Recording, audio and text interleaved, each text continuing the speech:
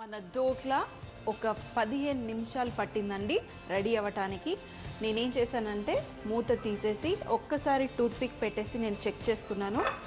మరి టైం పడుతుంది కదా, అందుకనే నేను స్టీమ్ చేసేసి అలాగే స్విచ్ ఆఫ్ చేసి కాస్త చల్లారేంత వరకు పెట్టేసుకున్నాను. చూడండి ఇక్కడ సాఫ్ట్గా పర్ఫెక్ట్గా ఉంది. ఇప్పుడు మనం ఈ డోక్లాని, అది కూడా కార్న్ డోక్లా, వేడిగా ఉంది కదా, కొంచెం చల్లార్చుకోండి, తీసేసి పక్కన పెట్టేయండి. మరి ఇప్పుడు ఇలా డైరెక్ట్గా తింటే టేస్ట్ ఉండదు. ఏం చేయాలి అంటే దీని మీద ఒక తడక ఇస్తారు. తడక అంటే తాలింపు.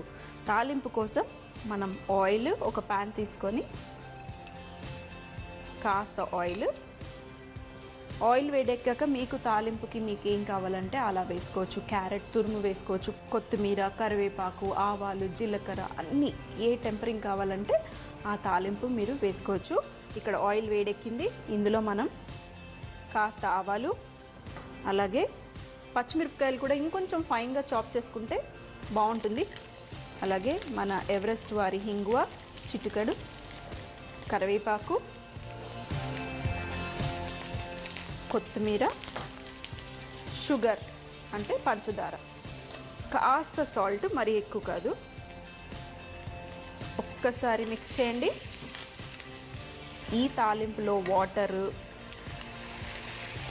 వేసి ఈ నీళ్ళని డోక్లా మీద వేస్తారండి. అప్పుడు ఇంకా సాఫ్ట్గా జ్యూసీగా అవుతాయి మన డోక్లాలు. మరి ఈ వాటర్ని కాస్త బాయిల్ చేసేసి వేసేసుకోవటమే. మరి బాయిల్ అయ్యే లోపల కొంచెం నిమ్మరసం, ఆల్రెడీ మనం డోక్లా మిక్చర్లో కూడా నిమ్మరసం వేసుకున్నాము, కాస్త మరీ ఎక్కువ కాదు. ఈ నీళ్ళు ఒక్క బాయిల్ వచ్చాక మీరు కావాలంటే టేస్ట్ కూడా చెక్ చేయొచ్చు.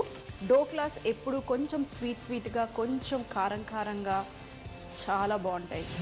ఈ నీళ్ళని మనం ఇప్పుడు స్టీమ్ అయిన డోక్లా మీద వేసుకోవాలి. ఈ నీళ్ళన్నీ పీల్చేసుకుంటుంది మన డోక్లా. ఒక 2 నిమిషాలు మీరు ఇలా పెట్టేశారనుకోండి, ఈ వాటర్ అంతా మన డోక్లా పీల్చేసుకొని ఆ తర్వాత కట్ చేసేసుకొని సర్వ్ చేస్తే చక్కటి కార్న్ డోక్లా గుజరాతీ స్టైల్ తినటానికి మీఠీ చట్నీ కానీ గ్రీన్ చట్నీతో కానీ తింటే ఇంకా మీరు గుజరాత్కి వెళ్ళాల్సిన అవసరం లేదు. ఇక్కడే ఉండి మనం ఎంజాయ్